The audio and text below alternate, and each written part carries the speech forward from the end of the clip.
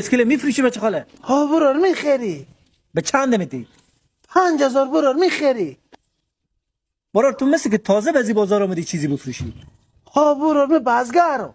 سکو برار بزی بازار اگر چالاک نباشی سر و زبون نداشته باشی هیچ چی فروخته نمیتونی. پس بیا یک معامله میکنیم. با اسکل تو به 10000 میفروشم 5000 است و 5000 است. رستی؟ بله که رستی. والا برار این باسکت به 5000 هم نمیارزه. خیلی کنه شده. تو اشتا باز مهیر به 10000 برفروشی. تو بزی کارا چی کار داری برار؟ من به هر چی که فروختم 5000 تور میتیم. صحیحه؟ باشه برار بفروش.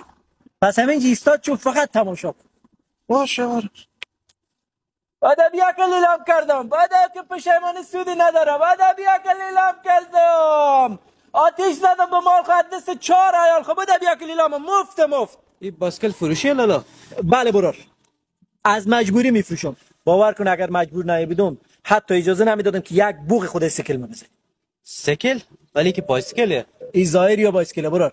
از باطن از 5 تا سکل هم سکل تره. بدنه ایزی بایسکلی که میبینی آهن و ساخت ناف ژاپن. رنگ بدنه ایزی هم از کارخانه بنز. واقعا؟ بله که واقعا. این ریکابا ایزی بایسکلی که میبینی این ریکابا ساخت کارخانه تیویتا. یعنی یک ریکاب بزنی 8.5 کیلومتر راه میره. عجب. بله برار. اصلا تو میفهمی که پلاستیکا رو شاخه ایزی ضد زنگه. یعنی باور کن هر چی او که روی از پلاستیکا بریزی زنگ نمیزنه. عجب. پلاستیک ضد زنگ نیده بودم تا حالا. گفتم که برار این بایسکل دیگه بایسکلیه برار. بفهمیدی؟ اصلا تو میفهمی که باد داخل تایرای ایزی بایسکل از کوه آلپ سوئیسه. باد تازه امیتا پر از اکسیژن. از سوئیس؟ بله برار. اصلا اینها هیچی. همین ترکزی بایسکلی که میبینی این ترکزی به اندازه 100 تا سه‌چرخ بار میبره. تو برو 500 کیلو بار کن بروی همین ترک. اگر بشکست بیا توف کن به تریوی میلالا 100% نمیشکنه. 500 کیلو؟ بله برار تضمینیه. حالا براری باسکل به چند میفروشی؟ ناقابل برار. بهم 12000. باور کن به 35000 افغانی بالا خود ما افتاده.